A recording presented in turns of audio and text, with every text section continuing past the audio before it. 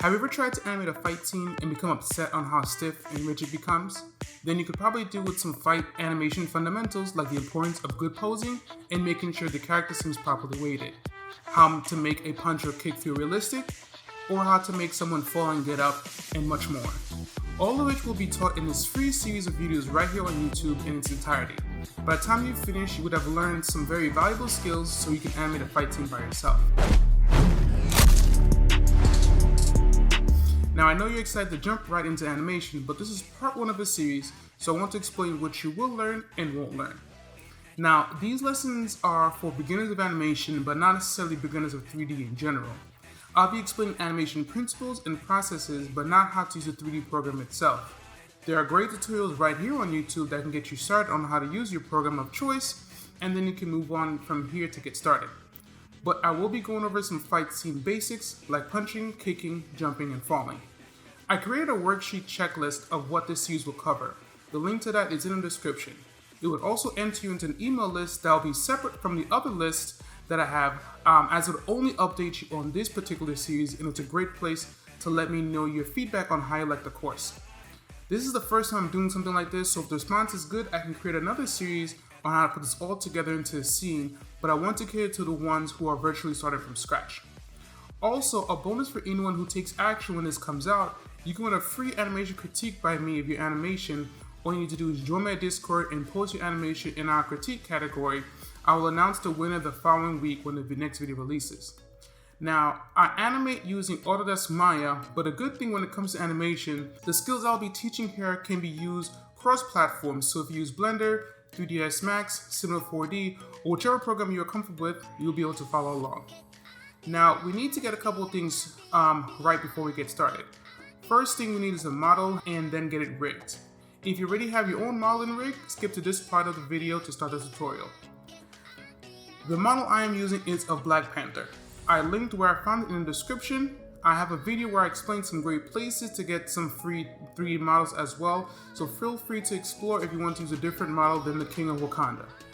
The rig is from Mixamo.com, which is a free resource where you can get your characters rigged, and though it has some limitations, the rig is more than capable of teaching some fundamentals. Once you have your model and rig, we can get started. The full process animation video of this can be found on my Gumroad. The link to that is in the description. Let's begin. We're going to be doing an idle pose to get us started here. A simple fighting stance to show us that he's ready for battle. This is also great to show breathing using basic controls. The first thing we want to do is get Black Panther into character. This pose is going to set the tone for the rest of this animation. Now I could go with the more feral pose that is more in line with Black Panther, but I'm going to keep this very generic and put him in a fighting stance.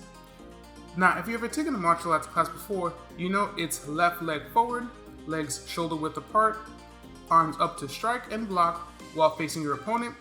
Though I am aware of this, you want to make sure you are using a reference photo to establish your poses.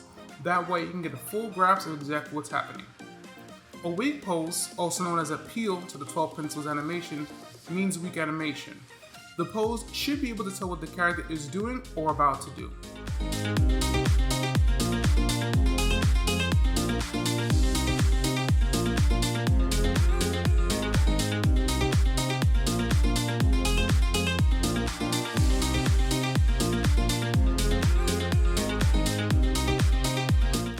Once I establish my pose, I'm going to copy the first frame to the last frame, so when we loop it, it reverts back to the beginning seamlessly.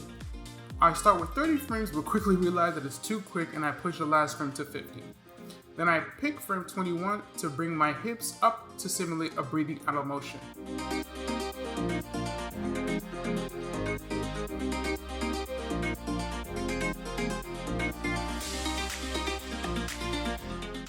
Now it's looking pretty good here, but in an idle animation, all the actions are not happening at the same time. The next thing we need to do is offset the keys. What this will do is make your character seem less robotic and feel a lot more natural. Nothing in real life happens at the same time, they have low offset. The first part I'm going to do is in the spine. I select the controls from the waist up and delay the keys a frame or two apart to give it some overlap so it feels more realistic.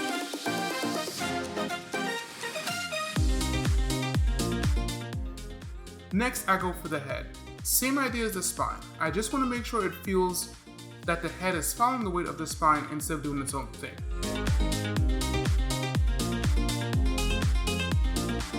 Finally, we do the arms. The same process as the chest and the head.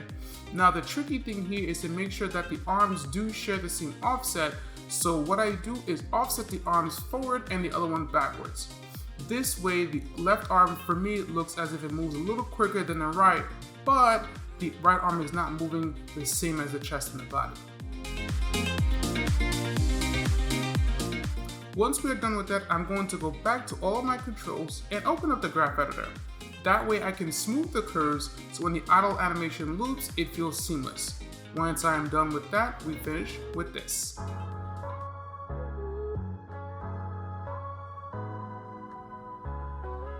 And with that, you finish your idle animation. Click here to start watching the next video in this series, which I promise we will be going into more fight moves since this video just went over our process and some basics. Remember that the full process animation is in the description, and if you haven't already, make sure to grab the checklist PDF, which is in the description, and post your animations in the critique category of Discord. I'll see you in the next video. Bye.